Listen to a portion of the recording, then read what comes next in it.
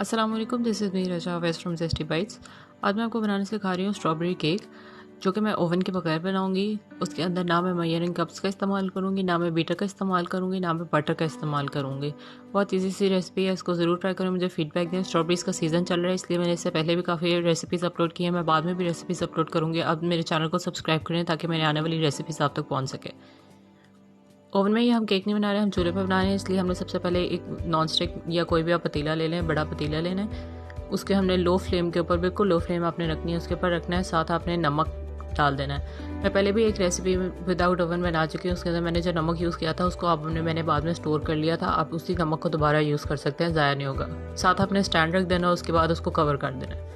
अब ये केक को मैं पैन के लिए ग्रीस कर रही हूँ, केक पैन को ग्रीस कर रही हूँ ऑयल से बहुत अच्छे तरीके से।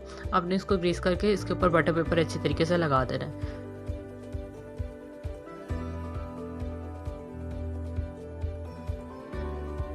अगर आपने अभी तक मेरे चैनल को सब्सक्राइब नहीं किया तो make sure you subscribe to my channel. मैं हर हफ्ते एक नई वीडियो अपलोड करती हूँ। अगर रमज़ान के लिए मैं एक वीक पूरा डेडिकेट करूँगी जिसके अंदर मैं रमज़ान की वीडियोस लगाऊंगी। आप ज़रूर मेरे चैनल को सब्सक्राइब करें और मुझे फीडबैक दें। इंस्टाग्राम और फेसबुक पर भी आप मुझे फॉलो कर सकते हैं, ज़ेस्टी बाइट्स पर रेजा अवैस के नाम से। देखिए, बटर पेपर को काट के आपने अच्छी तरीके से कर लेना है।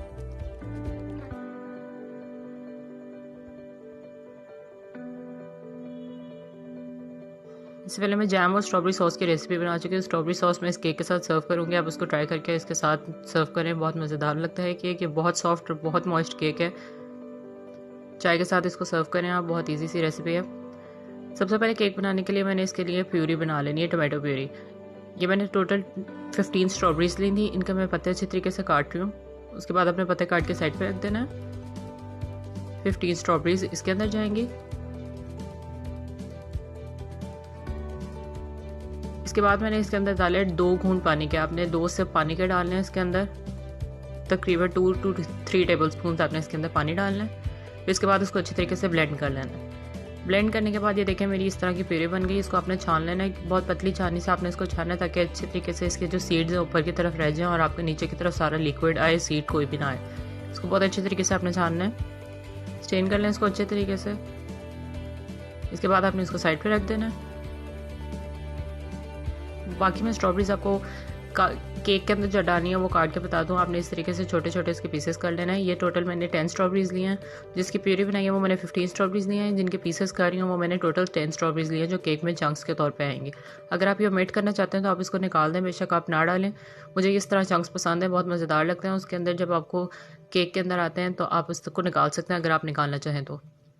इस तरीके से ये टोटल 10 स्ट्रॉबेरीज हैं, आपने इसके छोटे छोटे चंक्स काट लेना है। इसके बाद मैं आपको बताती हूँ कि आपने एग्स के साथ क्या करना है। आपने 3 अंडे लेने हैं, उनको एक बोल के अंदर डाल लेना है। रूम टेम्परेचर पे आपके अंडे होने चाहिए, आपने उनको डाल लेना है एक बोल पे। मैं आपको बीटर से भी बता देती हूँ और बीटर के बगैर भी बता देती हूँ कि आप किस तरीके से इसको अच्छे तरीके से मिक्स कर सकते हैं। आपने एक विस्क लेना है, उसको अच्छे तरीके से आपने हिलाना है, आपने मिक्स करना शुरू कर देना है उसको। जब आपने तब तक इसको मिक्स करना है जब तक ये डबल नहीं हो जाता अपने साइज़ के अंदर और ये फ्लफ़ी नहीं हो जाता और बिल्कुल वाइट से कलर का हो जाता, पेल येलो हो जाएगा। बिल्कुल इस तरह का हो जाए अगर, तो इसका मतलब है कि आपके एग्स अच्छी तरीके से बीट हो गए। हमने इसको बीट करते रहना है, तकरीबन 5 से 7 मिनट लगेंगे इसको हाथ के साथ, और अगर आप बीटर के साथ इसको करेंगे तकरीबन 2 से 3 मिनट लगेंगे इसको अच्छे तरीके से बीट होने में। ये देखिए मैं आपको दोनों तरीके से दिखा रही हूँ, इसको आप किस तरीके से बीट कर सकते हैं। 3 अंडे लेंगे आपने इसके अंदर। इसके बाद आपने इसके अंदर वनीला एसेंस डाल देना। 1/2 टीस्पून मैंने वनीला एसेंस डाला, इसको मिक्स कर लेना है, आपने अच्छे तरीके से बीट कर लेना है। इसके अंदर अब मैं चीनी ऐड करूँगी। मैं आपको बता दूँ कि अगर आप मेजरिंग कप का इस्तेमाल कर रहे हैं तो आपने 3/4 कप चीनी इसके अंदर डालनी है। ये पाउडर्ड शुगर है, आपने चीनी को ग्राइंड कर लेना अच्छे तरीके से। 3/4 कप आपने डालनी है। अगर आप मेजरिंग कप का इस्तेमाल नहीं कर रहे, अगर आप कोई भी अपने घर में चाय का कप यूज़ कर रहे हैं मेजर करने के लिए, इसका मतलब है आपने उसका 3/4 कप चीनी डालनी है, यानी आपने 1/4 कप चीनी डालनी है, साथ 2 टेबल स्पून और चीनी डालनी है। क्योंकि मेजरिंग कप का साइज़ बड़ा होता है, इसलिए हमारे जो चीनी का साइज़ होगा वो चीनी की क्वांटिटी होगी वो ज़्यादा डलेगी। यानी 3/4 कप अगर आप मेजरिंग कप के साथ इस्तेमाल करें, 3/4 कप प्लस 2 टेबल स्पून अगर आप मेजरिंग कप के बगैर इस्तेमाल कर रहे हैं, आप अगर चाय का कप को यूज़ कर रहे हैं मेजर करने के लिए। इसको अच्छी तरीके से आपने मिक्स कर लेना है। ये देखिए हमारे किस तरह का हो गया, लाइट येलो सा, पेल येलो सा। ये देखिए ये मेजरिंग कप्स मैं आपको बता रही हूँ। ये 1 कप का साइज़ जो है ये आप देख लें ये कितना होता है। इसका टी कप का साइज़ भी मैं आपको दिखा देती हूँ। इसके बाद मैं मैदा डालूंगी। मैदा भी मैंने 1 कप लिया है। पहले मैंने चीनी 3/4 कप ली थी, अब ये देखिए, ये जो चाय का कप है, अगर ये आप साइज़ यूज़ करते हैं तो आपने 1 कप के साथ 2 टेबल स्पून और डालने हैं, और अगर आप मेजरिंग कप यूज़ करेंगे तो आपने टोटल 1 टेबल स्पून डालना है।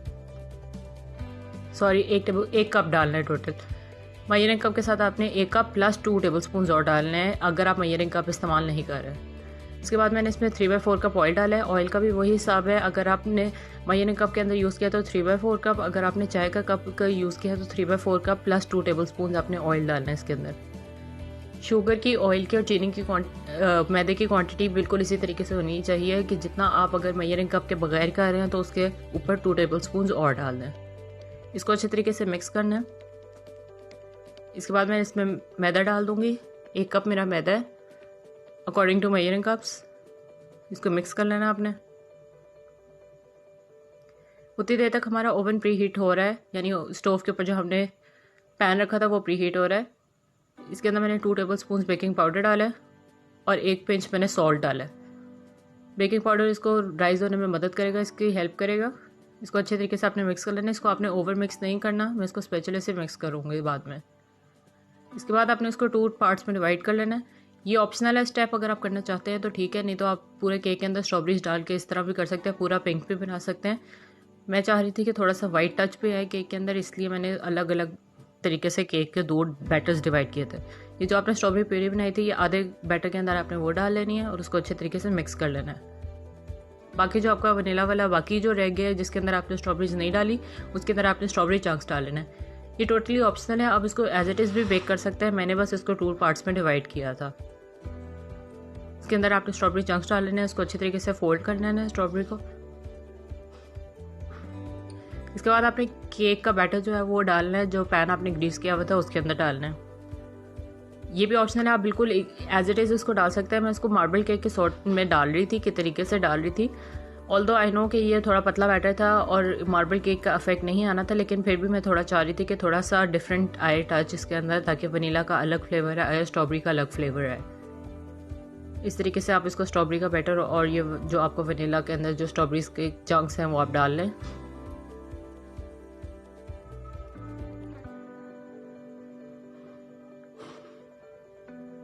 इस मौके पे आप इसके अंदर कलर भी डाल सकते हैं, जो पिंक आपको स्ट्रॉबेरीज वाला प्योरे वाला मिक्सचर है उसके अंदर आप कलर भी डाल सकते हैं। मैंने इसके अंदर कलर ऐड नहीं किया, अगर आप कलर डालेंगे तो बहुत प्यारा आपका कलर आएगा केक का। इसको मैं स्ट्रॉबेरीज ताकि नीचे की तरफ ना लगे इसलिए मैं टूथपिक से इसको मिक्स कर रही थी, ताकि इक्वली डिवाइड हो जाए हमारी स्ट्रॉबेरीज के जो चंक्स हैं। फिर ये जो आपने प्री हीट कर रहे थे आपने इसका ढक्कन उठाना है और इसको बहुत ध्यान से अपने पैन जो है इसके अंदर रख देना है, क्योंकि साइड से ये गर्म होगा। आपने बहुत ध्यान से इसको रख लेना और उसको ढक्कन को कवर कर देना है। आपने इसको लिड इसके ऊपर रख देनी है। इसके बाद आपने इसको 40 to 45 मिनट्स बेक होने देना है, जब तक आपकी टूथपिक आप टेस्ट करते हैं, यानी आपकी टूथपिक अगर केक के अंदर डालते हैं जब तक साफ़ टूथपिक नहीं आती तब तक आपने इसको निकालना नहीं है। अगर आप इसको ओवन में भी बेक करेंगे तो 40 to 45 मिनट्स ही लगेंगे। बहुत मॉइस्ट और बहुत सॉफ्ट केक है। इसको मैं साथ स्ट्रॉबेरी सिरप के साथ सर्व करूँगी। स्ट्रॉबेरी सिरप की भी रेसिपी मैं लगा चुकी हूँ, स्ट्रॉबेरी जैम की भी लगा सकती हूँ। स्ट्रॉबेरी सिरप की आप रेसिपी लें, हर्शीज़ टाइप स्ट्रॉबेरी सिरप है, आप उसको ज़रूर ट्राई करें। इसके साथ इसको सर्व करें, बहुत मज़ेदार बहुत ईजी सी रेसिपी है। चाय के साथ आप इसको सर्व करें। अच्छी बात इसकी ये है कि ये बहुत लाइट और बहुत ईजी केक है। ये देखें बहुत सॉफ्ट केक है। इसको ट्राई करें, मुझे फीडबैक दें। Thank you.